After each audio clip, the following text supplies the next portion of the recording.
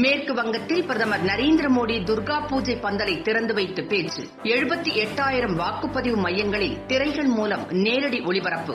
மேற்கு வங்க மாநிலத்தில் கொரோனா நோய் தொற்று அச்சுறுத்தலுக்கு இடையே பல்வேறு பாதுகாப்பு ஏற்பாடுகளுடன் சமூக இடைவெளியை கடைபிடித்து துர்கா பூஜை திருவிழா நடந்து வருகிறது. ஆண்டுதோறும் லட்சக்கணக்கானோர் பங்கேற்கும் இந்த விழாவில் கொரோனா காரணமாக குறைந்த அளவிலான மக்கள் மட்டும் அனுமதிக்கப்பட்டனர். நேற்றும் மிக முக்கிய 5வது நாள் துர்கா பூஜை விழா கொண்டாட்டம் தொடங்கியது.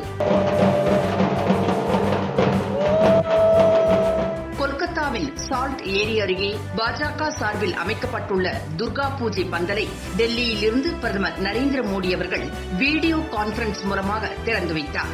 தொடர்ந்து விழாவில் பேசிய அவர், துர்கா பூஜை பண்டிகையானது இந்தியாவின் ஒற்றுமை மற்றும் வலிமையை பிரதிபலிப்பதாக உள்ளது. கொரோனா நோய் தொற்று பரவலுக்கு இடையே நாம் இந்த விழாவை கொண்டாடுகிறோம். அனைத்து பக்தர்களும் முன்மாதிரியான கட்டுப்பாட்டை காட்டியுள்ளனர். கூடியிருக்கும் கூட்டம் வேண்டுமானால் குறைவாக இருக்கலாம், ஆனால் மகிழ்ச்சி எல்லையற்றதாக உள்ளது. அனைவரும் கொரோனா வழிகாட்டு நெறிமுறைகளை பின்பற்றுங்கள். திருவிழா கொண்டாட்டம் முழுவதும் முகக்கவசம் அணியுங்கள். கொல்கத்தாவின் கிழக்கு மேற்கு மெட்ரோ திட்ட பணிக்காக ரூபாய் 8,500 கோடி அளிக்கப்பட்டுள்ளது.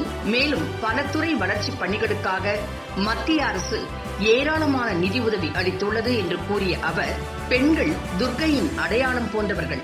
அவர்களின் முன்னேற்றத்திற்காக அதிகாரங்களை வழங்க மத்திய அரசு உறுதி பூண்டுள்ளது என்றார். பிரதமரின் இந்த உரையை மக்கள் பார்க்கும் வகையில் 78,000 வாக்குப்பதிவு மையங்களில் திரைகள் மூலம் நேரடி ஒளிபரப்பு செய்யப்பட்டது. பிரதமர் பேச்சை நேற்று லட்சக்கணக்கான மேற்கு வங்க மக்கள் கேட்டனர்.